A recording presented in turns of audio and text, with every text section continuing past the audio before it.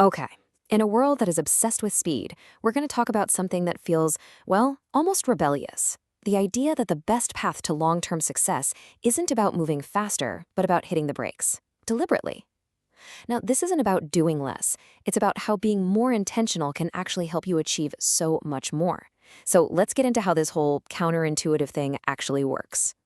Right? We hear it all the time. Hustle harder, optimize everything, get it done yesterday.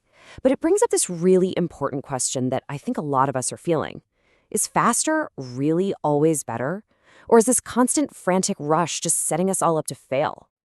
And this just lays it all out, doesn't it? On one side, you've got the hustle mindset.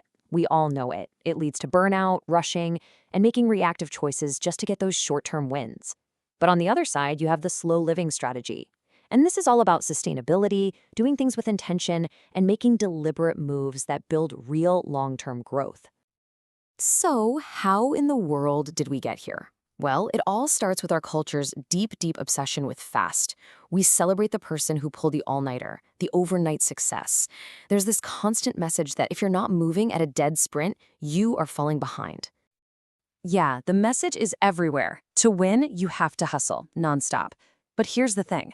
This constant pressure doesn't just motivate us. It actually creates a trap. It's this cycle of endless urgency that promises the world, but, often delivers something very different. And that leads us to the hidden costs of moving so fast. Because under the surface of that super busy, productive life, there's often this deep, buzzing agitation.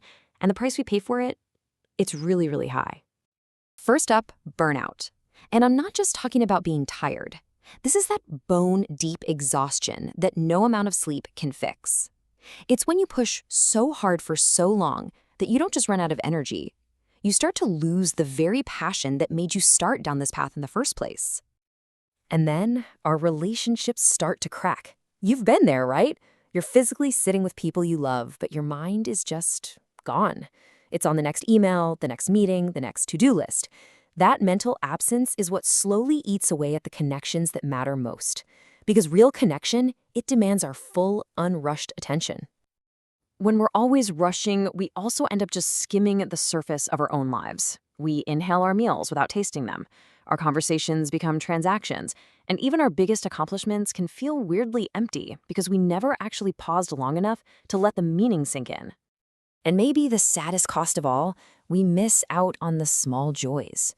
Seriously, think about it. When was the last time you truly just tasted your morning coffee, instead of just using it like rocket fuel to get to the next thing? This constant hurry just steals these tiny, beautiful moments that are what actually make life feel rich and worth living. Okay, but there is another way. So let's get into the science of slowing down, the strategic why behind this whole idea. Because this isn't just some nice, fluffy lifestyle choice. It's actually a biologically smart one.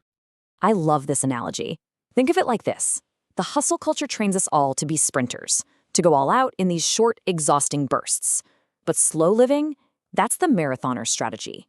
It's about pacing yourself, conserving your energy, and building a foundation that lets you cross the finish line, the real finish line, strong. And there is actual biology that backs this up. When you're constantly rushing, your body is stuck in that fight or flight mode. But when you deliberately slow down, you activate its opposite, the parasympathetic nervous system. Just think of it as your body's built-in rest and restore mode.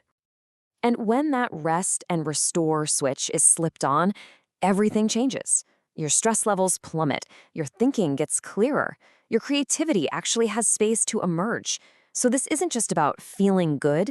Being in a calmer physical state literally makes you better at solving problems and making smart decisions. Now this is where it gets really profound. The speed you move at isn't just about speed. It is literally shaping who you believe you are. Rushing all the time sends this message to your brain that says, I'm just a passenger being dragged along for the ride. But moving with intention, that reinforces a completely different and much more powerful belief, I am in control. Okay, so the big question is, how do we actually do this? In a world that is designed to make us go faster. Well, it starts with a few really practical, simple tools. You can start super small. Let's call it micro-slowness. These are not massive life overhauls. Just try eating one meal, just one, without your phone.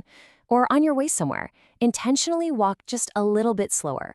Or, my favorite, before you reply in a tense email or conversation, just take 3 deep breaths. These tiny little acts start to rewire your brain for calm. And once you get the hang of those, you can build up to bigger habits, like creating white space in your calendar, literally blocks of time with nothing scheduled, just to think and breathe. Or practicing real single tasking, doing one thing well instead of 5 things poorly. You can also reframe what success even means to you, shifting from how fast did I get it done to is this aligned with my real goals? And maybe the biggest one of all, learning to say no to protect your energy for the things that really, truly matter. And all of this brings us to the ultimate payoff. Because again, this is not about giving up on your ambitions. Not at all. It's about finding a much more enduring and frankly more fulfilling kind of success. Let's just put this out there loud and clear. Slow living is not laziness.